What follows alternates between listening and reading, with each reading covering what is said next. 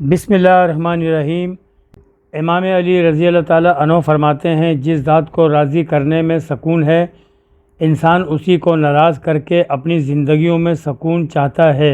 ایک مرتبہ رسول صلی اللہ علیہ وآلہ وسلم گھر میں داخل ہوئے، ایک روٹی کا ٹکڑا دیکھا پڑا ہوا۔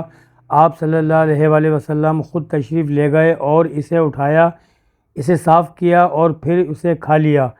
پھر حضرت عائشہ رضی اللہ تعالیٰ عنہ سے فرمایا، اے عائشہ، اللہ تعالیٰ کی جو نعمت ہے اس کی قدر کرو، اس لیے کہ ناقدری سے اللہ نعمت کو چھین لیتا ہے۔ اس کا مطلب یہ ہے جو بھی نعمتیں اللہ تعالیٰ نے ہم کو دی ہیں، اچھا شوہر دیا ہے قدر کیجئے، اچھی بیوی دی ہے قدر کیجئے، اچھا مکان دیا ہے قدر کیجئے، اس لیے کہ ناشکری سے ناقدری سے آدمی ان چیزوں سے محروم ہو جاتا ہے۔ اللہ تعالیٰ ہم سب کو قدر کرنے کی توفیق عطا فرمائے، آمین۔ جس کنویں سے لوگ پانی پیتے رہے وہ کبھی نہیں سوکھتا، لوگ پانی پینا چھوڑ دیں تو کنواں سوکھ جاتا ہے۔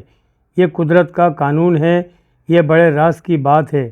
زندگی کا پہلا غسل بھی کسی نے دیا اور آخری غسل بھی کوئی دے گا، اتنی سی اوقات پر عقل کیسی اے انسان۔ حضرت علی رضی اللہ تعالیٰ عنہ فرماتے ہیں، اگر اللہ نے وہ لے لیا تم سے جسے تم کھونے کا تصور بھی نہیں کر سکتے تھے، تو یقیناً وہ کچھ ایسا بھی دے گا جسے پانے کا تم نے سوچا بھی نہ ہوگا۔ حضرت علی رضی اللہ تعالیٰ عنہ فرماتے ہیں، ساری دنیا کے سارے لوگ تجھے اپنے فائدے کے لیے چاہتے ہیں، صرف تیرا رب ہی ہے جو تجھے تیرے فائدے کے لیے چاہتا ہے۔ قدر اور وقت بھی کمال کے ہوتے ہیں، جس کی قدر کرو وہ وقت نہیں دیتا اور جس کو وقت دو وہ قدر نہیں کرتا۔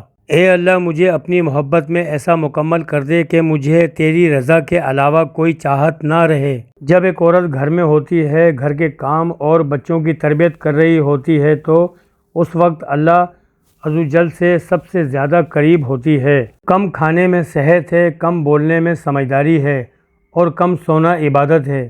تمہیں اس دنیا میں ہر اس چیز سے بچھڑنا ہے جس سے تم محبت کرتے ہو، اور یہی حقیقت ہے۔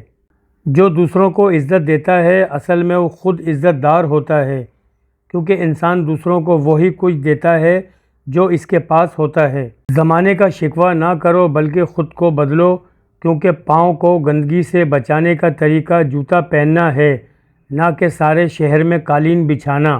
غلطی ماننے میں اور گناہ چھوڑنے میں کبھی دیر مت کرو، کیونکہ سفر جتنا طویل ہوتا جائے گا واپسی اتنی ہی دشواری ہوگی۔